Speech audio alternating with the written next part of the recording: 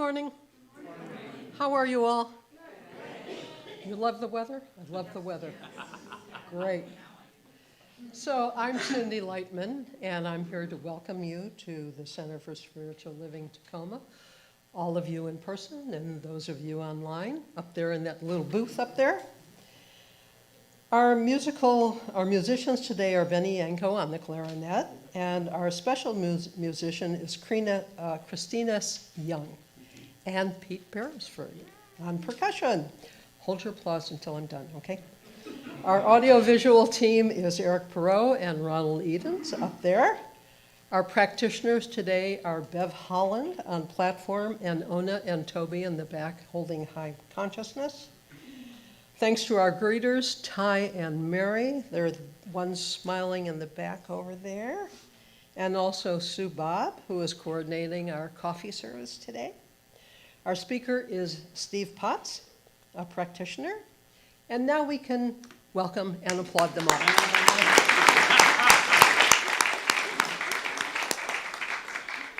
So I want to tell you a little bit about us.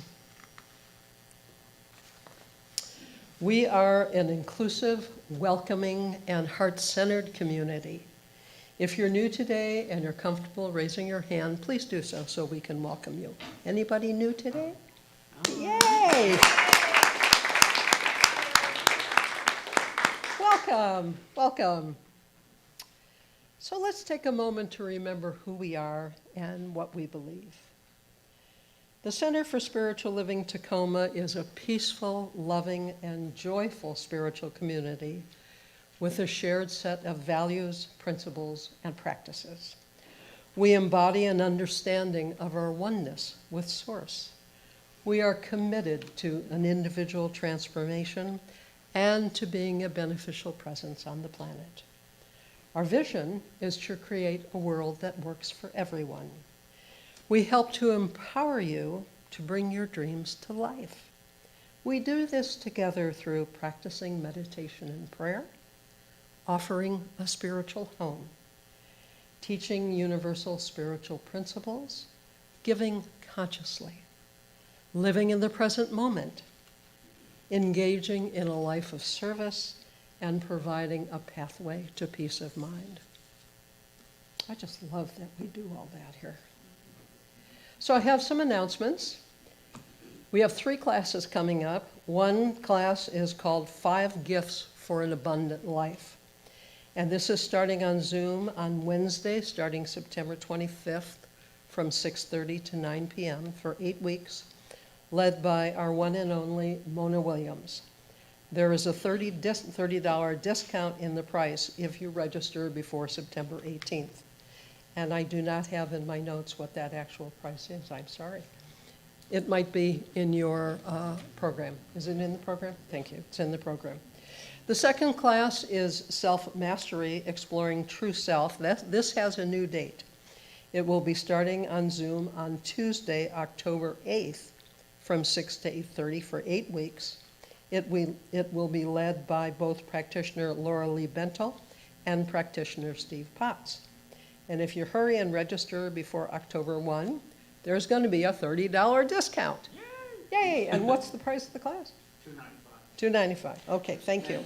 That's before the discount. That's before the discount, so it'd be $265 if you did it before October 1st. That's a good deal.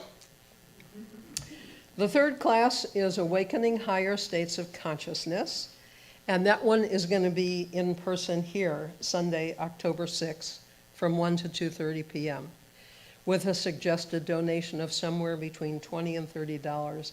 Now, this was led by Brian Ottman. Was this the Wandering World who'd been here before? Mm-hmm. Okay, he's a wandering monk, and he has been here before, and he's fascinating, absolutely fascinating. So he's going to bring his immersion into higher states of consciousness through the U.S. and Canada. So be here and get your consciousness raised and be with him. He's amazing. Our haiku group is here on Tuesday, September 10th at 6:30. Our climate movie people are here Friday, September 13th at 6:30. There's a lot going on here. So practitioners will be in the prayer room at the back of service holding a prayer circle, and please join them if you're in need of prayer. Thank you.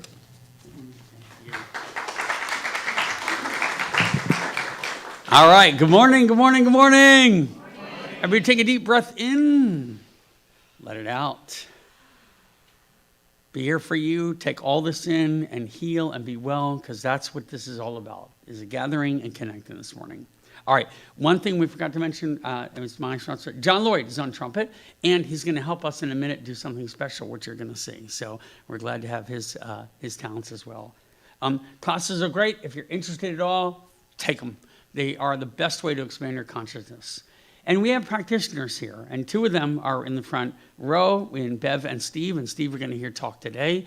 But I wanted to also announce that we have others here who are equally wonderful. And one of them is in the back. You'll see her with her eyes closed. Her name is Ona Chambers, and she has little glasses on her head and a shawl on. And what she's doing in the back is just kind of holding a space for all of us. It's called High Watch. It's a fancy word for just meditating during the service and creating more at ease and calm and healing for all of us. So Ona's a wonderful practitioner. She's been with us for about 5 or 6 months now, and we just love having her here. And I wanted to also announce that as we're growing, we are getting new and wonderful practitioners coming back to us. And Susan Blake, where's Susan right now? Okay, in the back. So stand up, Susan, and actually come up front just so they can see your face. Susan Blake is a wonderful, amazing practitioner, and she's decided to come back and join our community and re-enlist with us, and is making our forces even stronger. So did you want to say anything? I just want to say hi in my own voice. I'm so glad to be back, seeing familiar faces, and a wonderful opportunity to meet new people. I have been here in spirit for a few years, but I'm so glad to be back and in this practice. Thank you. So, that's how we're growing all the time. And Susan has a wonderful hair and body shop practice that helps with holistic healing and everything. So if you're interested, go find out more from her as well. So we're having some significant growth here. And the growth is phenomenal on every level. People, membership, our excitement in the community, our place in the community, being a community presence. And I wanted to ask Ty to come up for a second, because he's going to talk about, we're going to be having a town hall. And he just wanted to place the placeholder announcement for you about our growth. And one area we've been growing in is, if you look up here, we have a brand new projector that's laying out phenomenal images that Ronald and Erik installed. So give them a round of applause for making it happen. But it's upping our game all the time. So Ty, take it away. Thank you. Yes, so we are having another town hall October 13th. Those are always pretty interesting. For those who are members, there's some great updates, as we usually do, but there's some extra updates going on. And if you're new, come find out what we're about and ask questions. See you there. All right. Oh, one correction, though. We are not doing the movie on the climate movie on the Saturday that was announced. Sorry about that, September 10th. That is not happening. We're still trying to work out our Friday schedule. Great. Thank you. But it will be coming soon, so stay tuned. Okay, so here's where we are. Today, we are getting ready to launch an incredible 3-night concert extravaganza called A Joyful Noise. And in this process, what we're really doing with this is reaching out to a community and connecting them to what we are doing here. And I'll say why this is important after we announce this part. But we have started with our sponsors, and our sponsorship list is already off to a great start. And you will place an important role in this, in knowing who you can reach into so we can build this board. So our Vanna White, Leslie, will place the board, if you don't mind. For our, now, she went and had this huge, giant board printed, and she was like starting out like 2 foot by 2 foot. I said, bigger. She said, 3 foot by 4. I said, bigger. And now it's like 6 by 4. So this is the size we wanted it to be. This is going to be part of our sponsor wall. So anyone who sponsors the event is going to place their name and or sponsorship up there. So we're going to announce them. So I'm going to have John come up and help me, because this is about broadcasting a joyful noise. So if you would please help us, Cindie, because Cindie's been great in helping this whole sponsor thing happen, and she's going to talk to you in a minute too. So our first sponsor is Brian Ebersole. Come on down.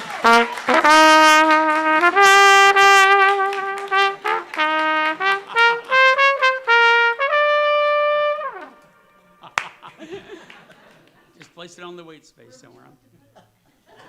All right, yeah! Our next sponsor, which Mary went and got, so Mary, if you can come forward, is Stadium Thriftway. Come on down.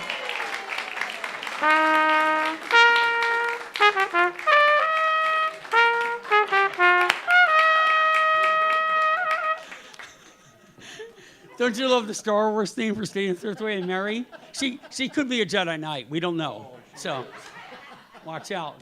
She'll get you to do things. All right, our next sponsor is your Board of Trustees for Tacoma Spiritual Center. So the board, come on down.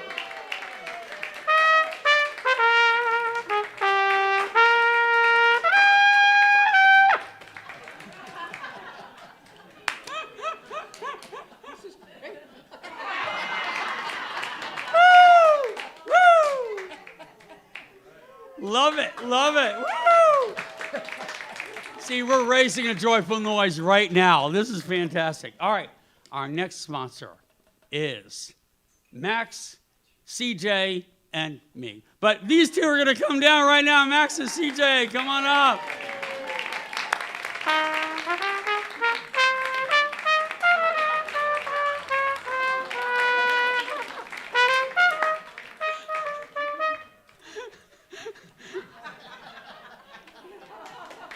Nice. All right, our next sponsor is Reverend Kelly Hellick, and Tracy is going to come forward and place it on the big board. Tracy, come on up.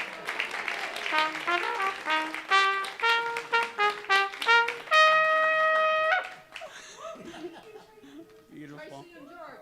Yay! Welcome, Tracy and George. Right on. And Tracy came to us after one of our messages about Come As You Are, and she's been a wonderful person, acknowledging and embracing all the power of her person in our presence. So thank you, Tracy, for being here. Wonderful. And finally, we have Spiral Designs by Stitch Witch, a.k.a. Leslie.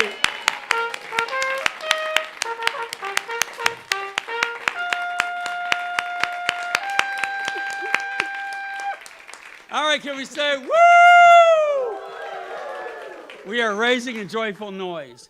And this is so important for all of us. And so Cindie's going to come forward and say a few words about why sponsorships matter, and then I'll button hook it up, and then we'll move forward. So, Cindie? Thank you. You're going to button hook it up. Button hook it up. So I wanted to let you know how I'm approaching joyful noise prospects.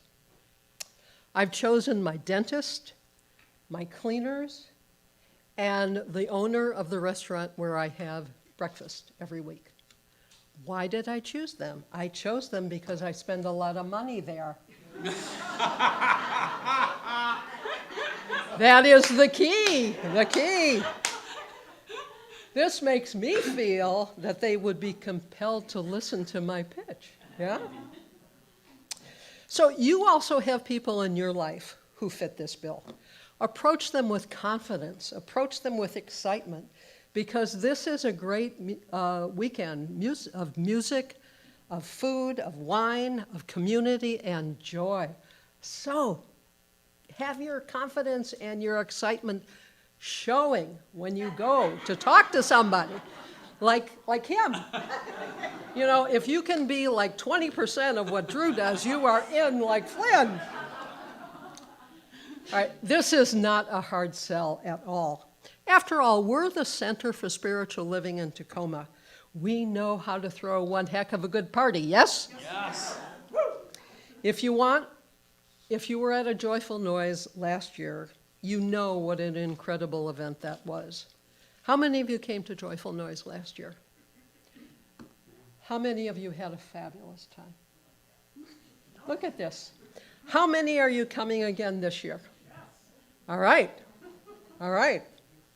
Did you know that your enthusiasm will draw people who will want to sponsor this event? It's your enthusiasm that's going to do this.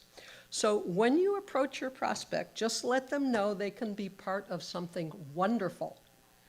They will be supporting a place that is becoming a beacon for our greater community, a place where healing takes place. You all know healing takes place here. And a place where everyone is offered an opportunity to experience spiritual growth and renewal and have a great time. Who wouldn't want to be part of that? Who wouldn't want to be part of that? So, if you need some guidance, just let me know. I'm here to help you. And now, let's go get them, okay?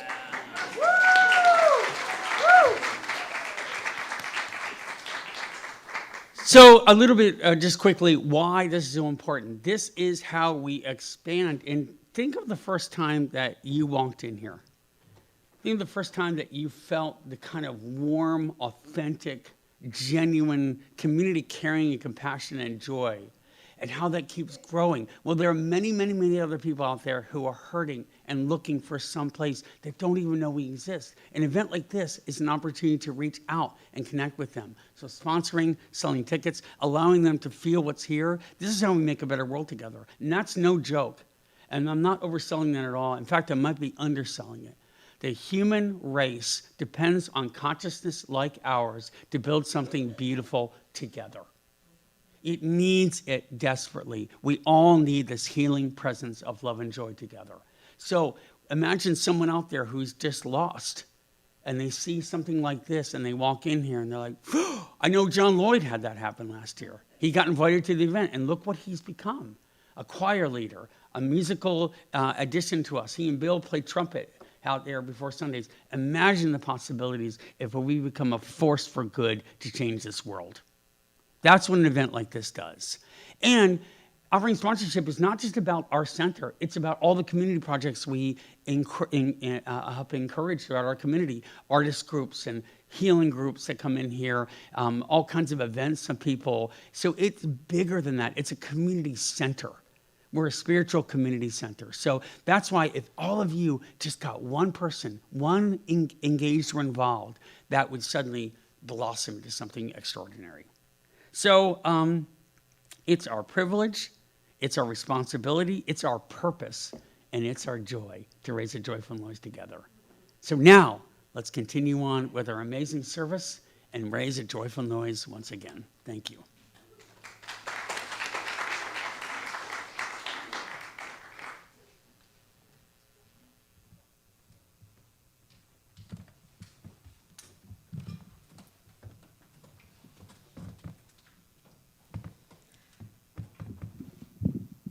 Good morning. It's so lovely to be back here with all of you. So if we're going to be raising a joyful noise, that sounds like something that I might need some assistance in. So you guys are all good with that, right? So this might be a song that you are familiar with. So if it sounds familiar, sing along. The best part is it repeats. So if you've never heard it before, by the time it's done, you'll know it. So when you're ready, go ahead and jump in. Because for years I would talk about how I wanted to change the world, but I always left it up to someone else to do. But then I finally realized I needed to take a stand, and that by changing my thinking, I could change my life, and that's how we could change the world. So let there be peace. I am a stand for peace. Let there be love. I am a stand for love. Let there be joy. I am a stand for joy. We are making a new world now. So let there be peace. I am a stand for peace. Let there be love. I am a stand for love. Let there be joy. I am a stand for joy. We are making a... You can stand while you sing this. Let let there be peace. I am a stand for, that's right, stand up. I am a stand for, be that love, be joy. I am a stand for joy. What are we doing? Making, that's right. So let there be peace.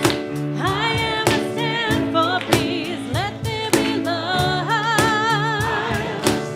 Yeah, let there be joy. Yes, you are. We are making a new world now. So let there be peace. I am a stand for peace. Let there be love. I am a stand for love. Let there be joy. I am a stand for joy. We are making a new world now. So let there be peace. I am a stand for peace. Let there be love. I am a stand for love. Let there be joy. I am a stand for joy. We are making a new world now. Let there be peace. Let there be love. I am a stand for love. I am a stand for joy. We are making a new world now. Let there be peace. I am a stand for peace. Let there be love. I am a stand for love. Let there be joy. I am a stand for joy. We are make a new world. We are making a new world. One more time. We are making a new world now.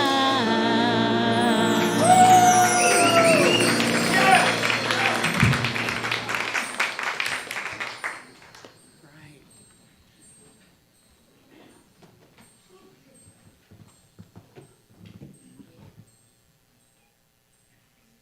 Wow, good morning. I don't often do things like that when I'm in public, but.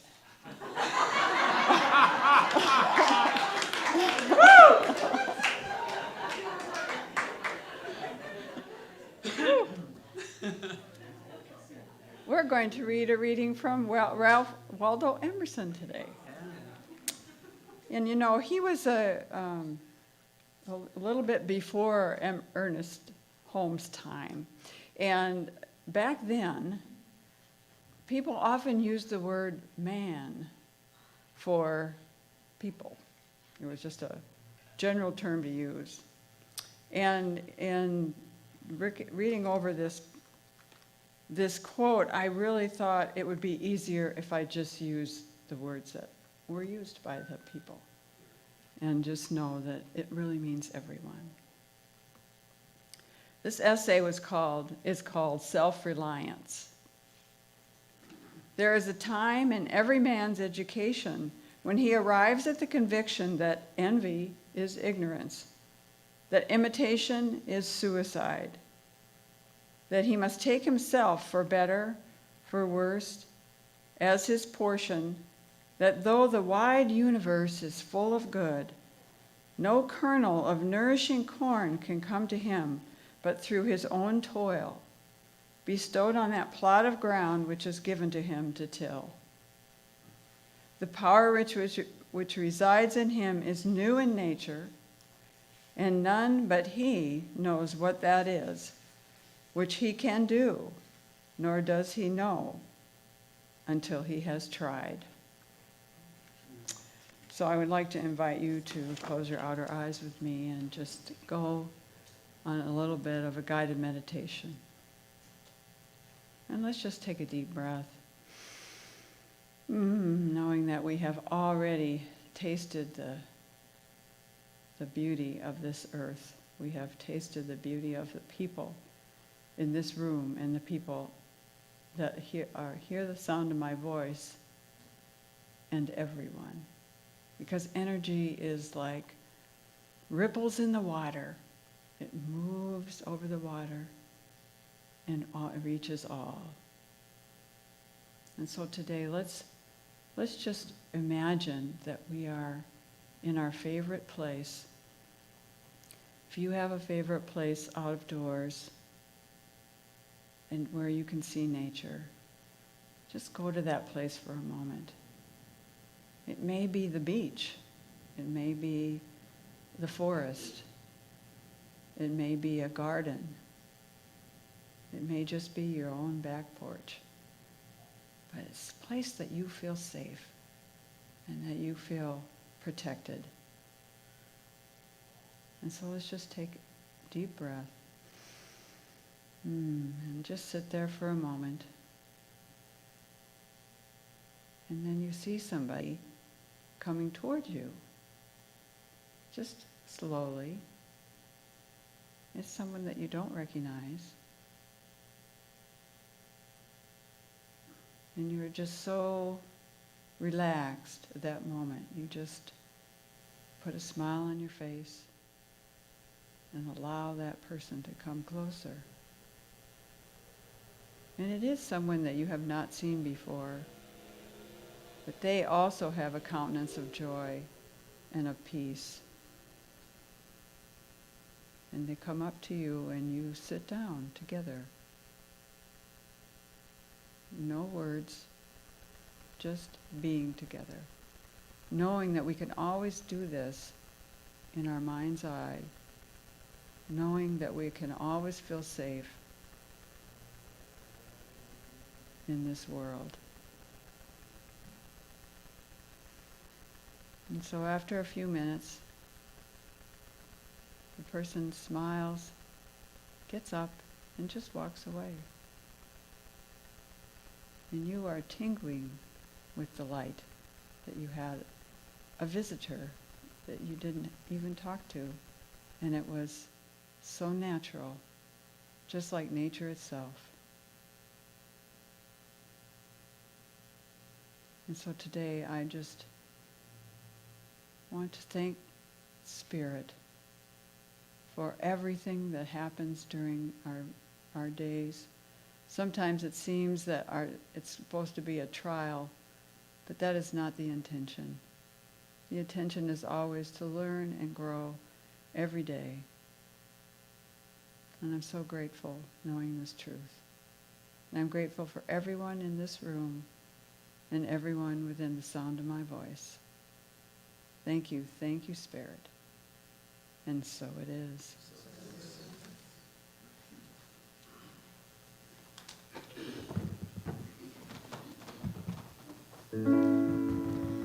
Don't worry, mother, it'll be all right. And don't worry, sister, say your prayers and sleep tight. It'll be fine, lover of mine. It'll be just fine. Lend your voices only to the sounds of freedom. No longer lend your strength to that which you wish to be free from. Fill your life with love and bravery, and you shall lead a life uncommon. I've heard your anguish, I've heard your hearts cry out. We are tired, we are weary, but we aren't worn out. Set down your chains till only faith remains. Set down your chains and lend your voices only to the sounds of freedom.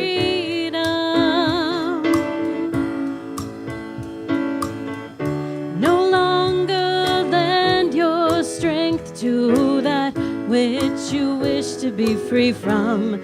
Fill your life with love and bravery, and you shall lead a life uncommon. There are plenty of people who pray for peace, but if praying were enough, it would have come to be. Let your words enslave no one, and the heavens will hush themselves to hear our voices ring out clear with the sounds of freedom,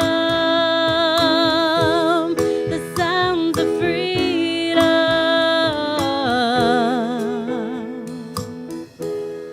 Come on, you unbelievers, move out of the way. There's a new army coming, and we are bound with faith to live. We must give to live and lend our voices only to the sound of freedom. No longer lend our strength to that which we wish to be free from. Fill our lives with love and bravery, and we shall lead and lend our voices only to the sound of freedom. No longer lend your strength to that which you wish to be free from. Live your life with love and bravery, and we shall lead a life uncommon.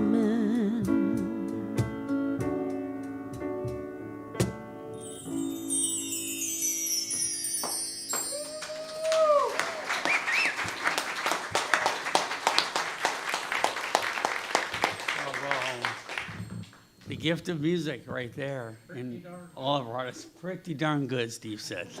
Pretty darn good, is right. So now we get to hear from one of our practitioners, Steve Potts. And practitioners are those people that have studied and worked and know how to concentrate our thinking to manifest what we want in our lives. I did it.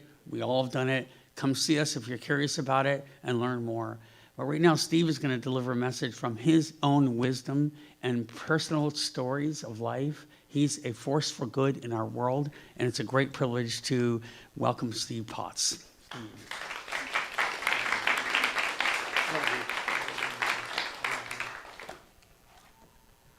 That was great. Super, super. Both of you, and the first song, too. That was, we need that. We need more of that. What was that? Yeah, that's right. I need prayers. Let me tell you. As a matter of fact, I'm going to start off with one, if you don't mind. Everybody knows this, but I'm saying it with a purpose. God, grant me the serenity to accept the things I cannot change, the courage to change the things I can, whew, and the wisdom to know the difference. Y'all know that's the Serenity Prayer. It was written by, most people believe, theologian Reinhard Niebuhr. It's saved the lives of countless number of people in AA and NA and all sorts of A's.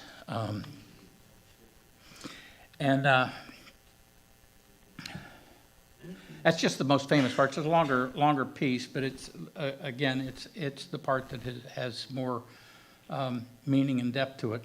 It means something different to everybody. It's 27 words that are just packed with meaning. But for me, it means acceptance. Acceptance of this, acceptance of you, and acceptance of myself. I lived my life up into the age of 41 with gritted teeth. I've said that before. Everything was a struggle. Jobs, relationships, finances, you name it. It was it was a struggle. On the outside, everything was wonderful. I had a family, the trappings of success, a nice house, a good job, good health, friends. But I was stressed out and miserable. I've told you before about being suicidal. And even though I got through that trauma, I found out that the road of finding oneself is not smooth and straight. Eventually, I entered AA and started therapy at the same time. I was diagnosed with clinical depression and began taking Prozac. That's when that stuff first came out. I was taking Prozac and went to lots and lots of AA meetings. I guess and estimate that I went to 600 meetings a year for 4 years, my first 4 years of AA. I had no place else to go. And then something happened. Walking down the street one day, I had a flash of understanding. I was so excited I had to call my therapist right away to tell him about it. I did. I said, Steve, his name was Steve too, I know what's wrong with me. And he laughed. And he says, well, why don't you make an appointment? Come on in, we'll talk about it. So I did. When I walked into his office, before any sort of greeting, he said, sit down and tell me, what about your discovery? And without even sitting down, I told him, the only thing that's wrong with me is I think there's something wrong with me. And he just looked at me, incredulous, and he went, you got it. I've never been back since. I stopped the Prozac. I think that was the first time in my life I'd ever truly accepted myself as I was. Having others like me or disapprove of me or approve of me dropped, and even disapprove of me, dropped to the bottom of my life's concerns. I sometimes wonder if I had been raised with Mr. Rogers instead of Howdy Doody, how would I turn down? You know, I like you just because you're you, you know? That dawned on me while I was writing this thing. And I'm going, man, that's something, you know? Evidently, understanding that it was okay to be me, and in times of gratitude, actually pretty cool to be me, gave me the freedom to be myself and to live from a place of authenticity, to live from a place of wholeness, accepting who I really am. All of me, the quote good, and the so-called bad. Okay, I've got some things about myself that aren't too pretty, but that doesn't mean I have to stay that way. But right here and right now, I'm okay. I might be different tomorrow. What a healing that was for me. Shortly after this, I found myself working as a weekend manager at a halfway house for alcoholics and addicts. I lived there among the 20 full-time residents as well. Wasn't counselor by any means, and my job was to supervise the weekend cleanups, hang out with them, make sure they didn't get into trouble, enforce curfew, cook their evening meals, and make sure lights out were observed. I had no money to speak of. I had a disposer car. Do y'all know what a disposer car is? That's a car when something goes wrong, you don't fix it, you take it to the junkyard and sell it and buy another one, you know? I also had one thing that lots of people don't get. I had gratitude for being an alcoholic. If I weren't an alcoholic, I'd probably be drinking myself to death today. And think about that. You know, and if you're in recovery, you understand what I mean by that. This was my second job in the recovery field. My first was a clinical assistant in a 28-day treatment facility. Neither of these jobs required a deep knowledge of substance abuse treatment, but they did require people skills and understanding and the practice of the 12 steps. And after 5 years of recovery, 2 years experiencing the recovery field, and taking a few classes, an opportunity to become a full-fledged substance abuse counselor in a detox setting appeared. I accepted a position at the only medically supervised detox center in Charlotte, and I couldn't leave the halfway house hanging, so I told the senior counselor and the house manager that I would be leaving in 2 weeks. Now, this was on a Wednesday. On Thursday, they had group sessions where they would talk as a group of what's going on in the house and so on and so forth. Then they would break up into smaller groups and talk about what their recovery was going like. And they break up in the living room. And though I lived in the house when I wasn't on duty, and when they were having an activity like that, I made myself scarce. So I'd go to an AA meeting somewhere, someplace, and find a couple of people that I would go to dinner with and come back home after everything was over. Anyway, Friday morning after I had given my notice, I was leaving the house to go on an errand or something, and Chuck, the senior counselor and house manager, who also happened to be my AA sponsor, stopped me in the living room to tell me about the meeting the night before. He told me that he'd let the guys know that I was leaving. And I remember asking him what he said, or what they said. And he said 7 of them cried. I was taken aback and asked him who they were, and he named them off. I said, Chuck, those guys get sober if Attila the Hun were their counselor or their sponsor. And he said something I'll never forget. And by the way, Chuck died last year, and it broke me up. He said, Steve, you know that. I know that. But they don't know that. And I didn't get the import of Chuck's message. I just turned and walked away like that. Walked about 15 steps, and all of a sudden I was hit by grace. What a privilege it was to be seen as a force for somebody else's sobriety. What a privilege. It's nothing but grace, a gift from the universe, from God, from the nowhere. I still get chills thinking about it. Over the years, I've thought about that incident, and I've also wondered why those guys cried. What made them think that I had something to do with their recovery? I know too well that no one can get anyone else sober and clean. At the time, I wasn't certified as a substance abuse counselor. I don't have any magical powers. And I've thought about it over the years. And I've come to realize that they looked up to me. It was a role model that Drew was talking about a couple of weeks ago.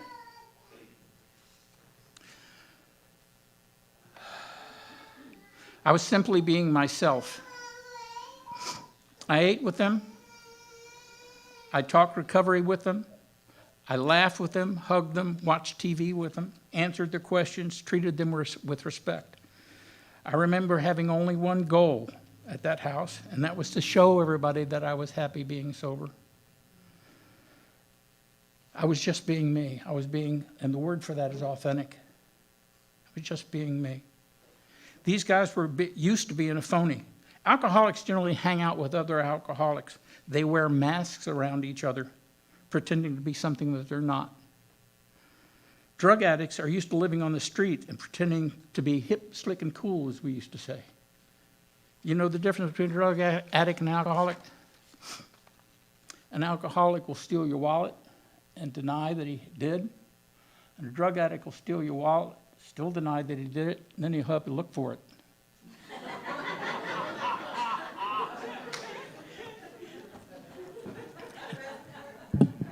Thank you. Anyway, authenticity has a lot to do with vulnerability. When we are ourselves, regardless of the situation, we have opened up ourselves to criticism, disapproval, and condemnation. We're taking a risk. John Powell, a Jesuit priest and best-selling author, wrote a book entitled, Why Am I Afraid to Tell You Who I Am? I read that book early in my spiritual journey. It could easily have been entitled, Why Am I Afraid to Tell You? Why am I afraid to be authentic? And I mean the same thing. Powell answers his own question by saying, I'm afraid to tell you because you might not like me, and it's all I've got. I think that's what Drew was talking about several weeks ago when we were talking about being an unintentional role model for somebody. There's no deception. You're simply trying to be yourself. Actually, there's no trying at all. You just are. There's a certain dignity and acceptance and self-respect of that. And when you know who you are and you're not afraid to be vulnerable, and when what other thinks about you is less important than what you think of yourself. Living life with self-respect, self-acceptance, grace, dignity, and authenticity is quite the opposite of living life with gritted teeth. I believe I've told you this story before, but some of you may not have heard it. You know, I didn't get choked up when I was practicing this.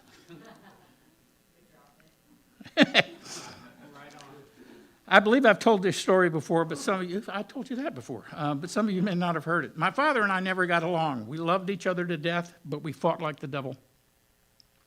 He was a very self-centered man.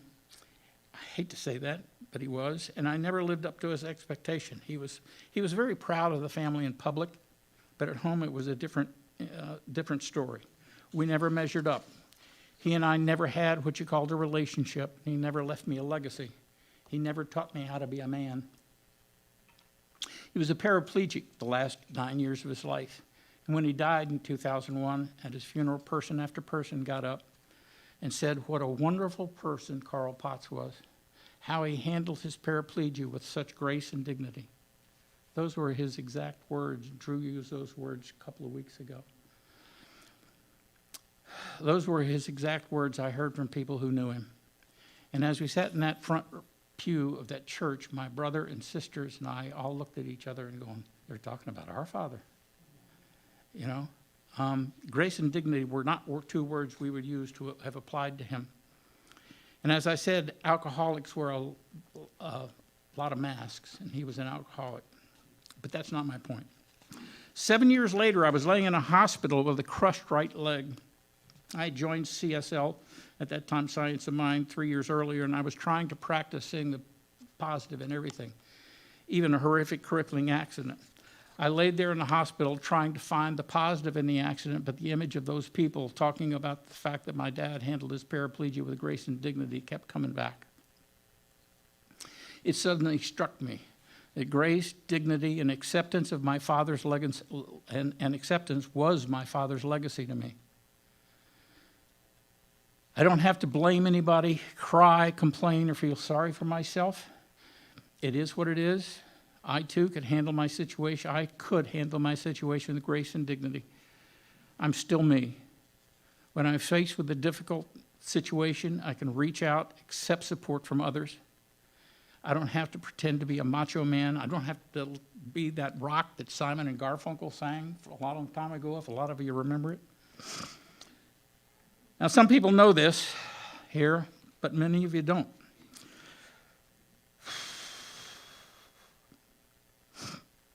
Last month, I was confronted with one of those situations. I was diagnosed with colon cancer. I had noticed some symptoms several months before that, so I sent in one of those home tests, and when it came back positive, I called my primary care physician and set up a colonoscopy. The gastroenterologist indicated he discovered a small mass in my colon. I was shown the pictures of it. Excuse me. He biopsied it, and I was called the following Monday and was told that it was malignant. I was going to have a CAT scan to see if it had metastasized. I said it right. How about that? That's all I know at the time, except that I knew to call Drew and the practitioners and a couple other CSO ministers and practitioners that I know from other classes, including Eugene Holden, who gave that workshop on prayer, and asked them to put me on their prayer list. Now, to a lot of people, asking to be put on someone's prayer list is a scary thing. All sorts of fears are involved with that. They might think you're stupid, that you might worry too much. They might think that you're a crybaby or tell you to get over it. They may laugh at you. They may think that you may think that they won't care. You may even have doubt that prayer works and feel like a fool. You might like to do some self-examination and find out where you got that idea, by the way. And giving into those ideas helps you to keep up your sense of invulnerability. But there's a healing power in that invulnerability that's harder to metastasize. Both of you and other people. Other people are healed by your vulnerability, by your authenticity, just like the guys in the halfway house. When you accept yourself in front of other people, when you are authentically you, you become a role model for them and help them find themselves. There's a healing in respecting ourselves and accepting ourselves, remaining vulnerable, humble and open, simply because we're being and becoming the people we are supposed to be. I think Reverend Jennifer was the last person I called. She said something that made total sense to me.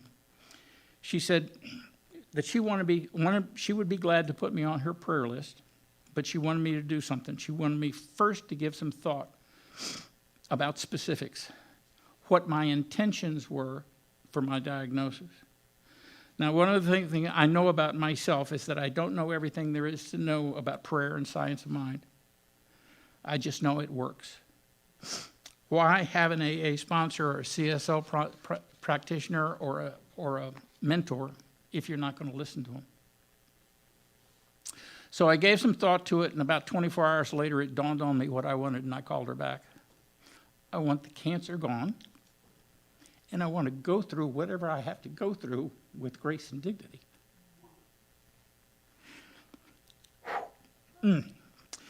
Sometimes we students of science of mind slough off the idea of concept of grace.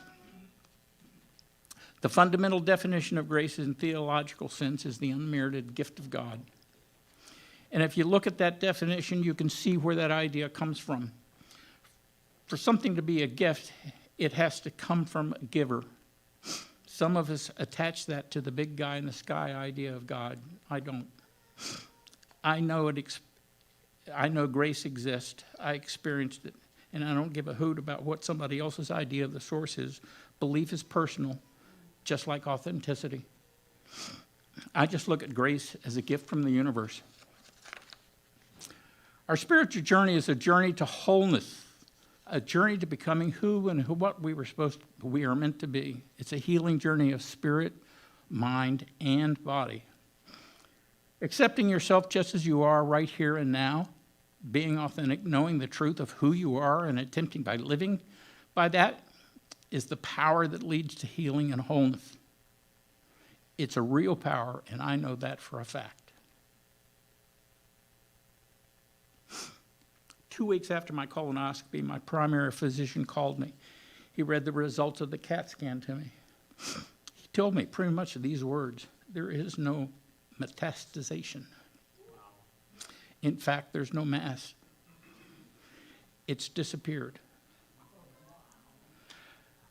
Don't know where it went, but it seems to be gone. The cancer surgeon and the radiologist will still need to scrutinize the scan, but it's disappeared. This past Thursday, I saw the cancer surgeon, and he told me I needed to have a PET scan, which is scheduled for this coming Wednesday. And I asked him about the CAT scan, and he told me the reason that I had to have a PET scan is because the mass didn't show up on the CAT scan. It seemed to have disappeared, and they need to find out what happened to it. That's the honest to God's truth. The job of a science of mind practitioner is to know the truth, and I invite each of you to close your eyes now, and if you choose, join me in affirming the truth. The truth is that I am one with God, one with the universe. That Spirit is right here and right now. I know the Spirit is in, around, through, and acting as each and every individual in this room and watching online. I know there's only one healing power, and that is the true self, the authentic self. And because of this, I know that each one of us is whole, perfect, and complete right here and right now, just as we are. What a privilege it is to know that Spirit is on our side, loving us, healing us, and being us. And I can release this truth, feeling that the sacredness of this word, knowing that it is the one truth. It is always already done, and so it is.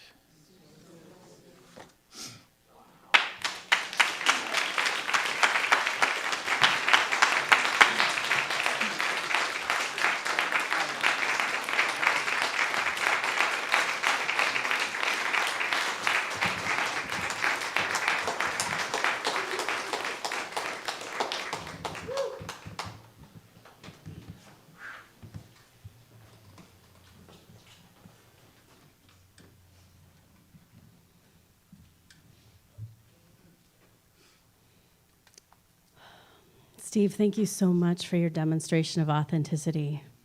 I love that Centers for Spiritual Living all over the country right now are really focusing on peace this month. And that concept of the only way peace is ever going to come to pass as we practice it within each of us individually. And Steve is demonstrating powerfully to us today what that journey might look like for a person, to get to that place where they're willing to authentically just become at peace with themselves. So I just invite you to join me in this song as a continuation of Steve's prayer, embodying that peace. And this is a chant by Ricky Byers. And as it becomes familiar to you, sing along. And I know there's a handful of people in this room that already know it, so just jump right in and just allow this to just continue that centering within you.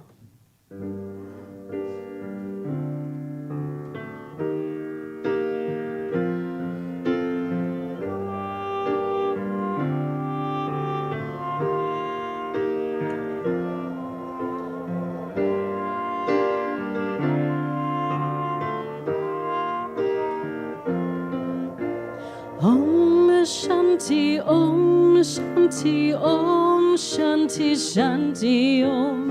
Om Shanti, Om Shanti, Om Shanti, Shanti, Om. Om Shanti, Om Shanti, Om Shanti, Shanti, Om. Om Shanti, Om Shanti, Om Shanti, Shanti, Om.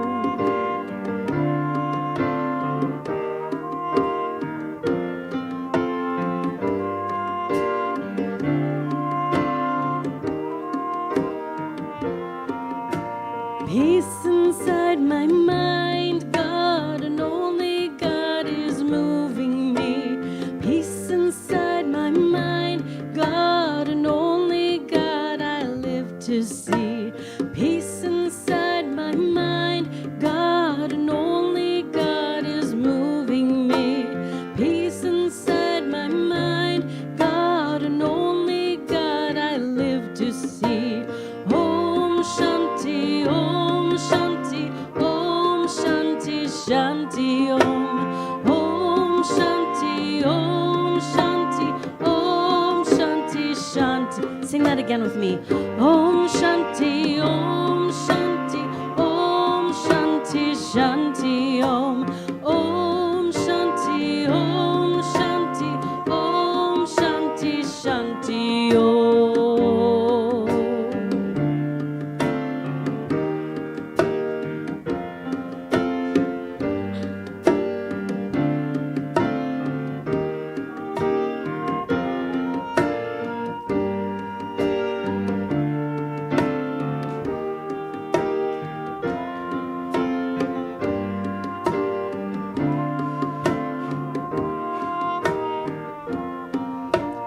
Peace inside my heart, God and only God is moving me. Peace inside my heart, God and only God I live to see. Peace inside my heart, God and only God is moving me.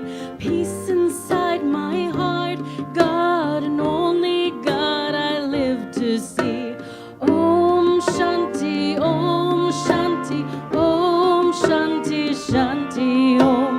Om Shanti, Om Shanti, Om Shanti, Shanti, Om.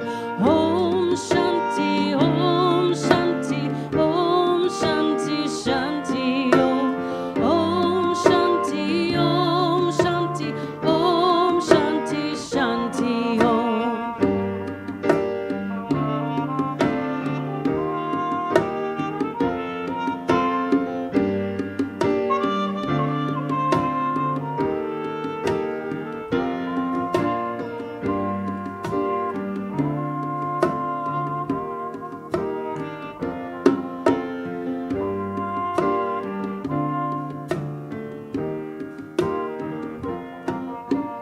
Peace inside the earth, God and only God is moving me. Peace inside the earth, God and only God I live to see. Peace inside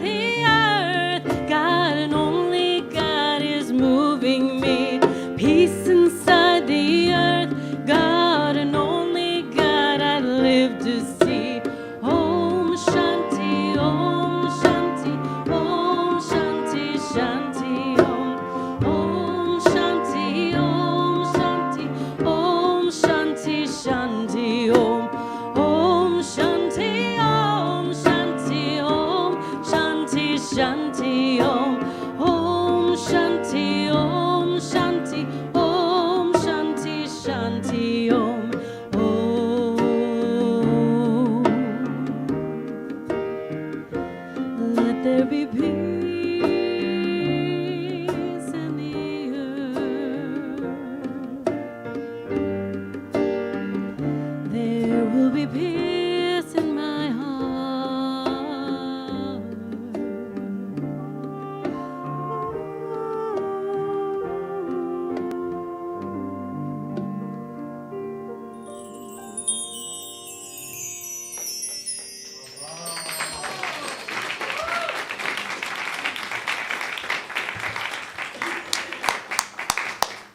Bravo.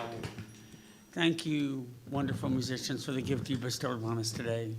And want to thank really Steve for the gift of vulnerability and the gift he bestowed upon us today as well. So beautiful. And each of you possess that gift in your life. And that's what we're all about here, is sharing those gifts. So our greeters will please come forward. Take your offering in your hand, your gratitude slip in your hand, or your intentions in your heart. And hold them there as you say this blessing. Divine love, through me, blesses and multiplies all that I have, all that I give, and all that I receive with infinite gratitude. So it is.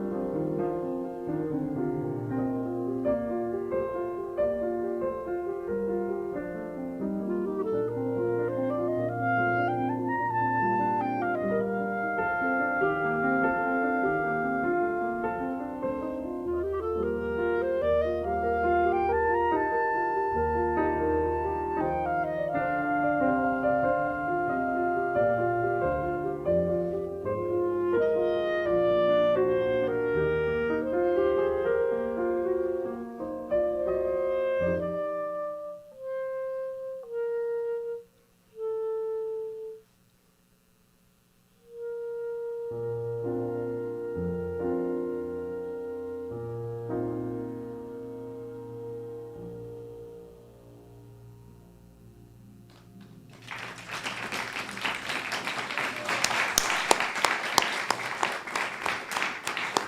beautiful, Benny. Thank you so much.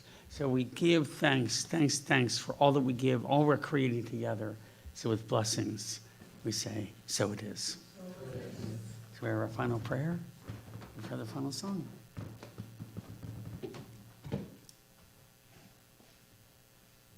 We have really been richly endowed today with prayer and the answers to prayer.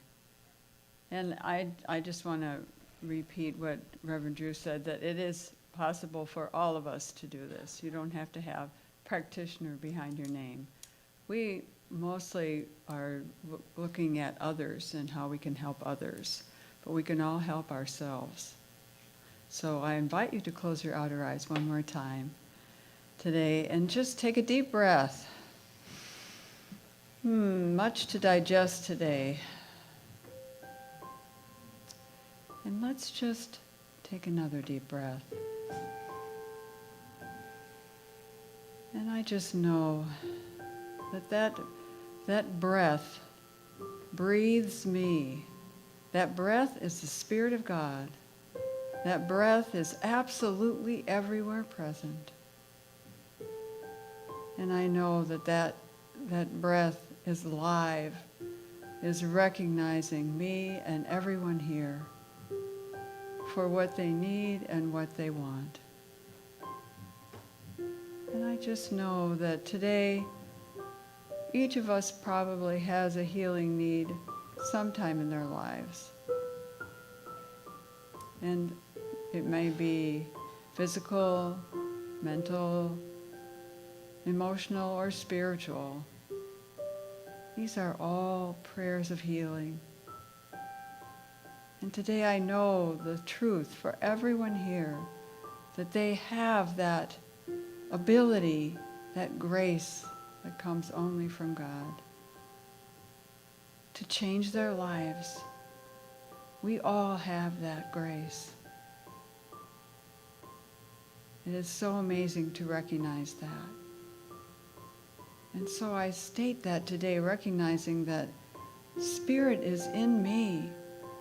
And because we are all one, Spirit is in all of God's creation. And so because I know this to be true, I know that the actions are happening to everyone what they need. And these are happening when we only need to say yes. We only need to say, I accept. And so I'm just so grateful knowing all these truths today. And I release it into the universal law where I know it is done and it is so. And so it is. Let's sing Release and Let Go. It's the only thing left to do.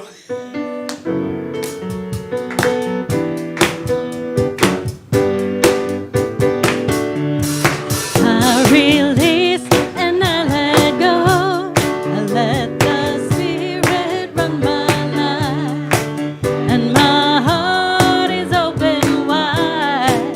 Yes, I'm only for God. No more struggle, no more strife. With my faith I see the light.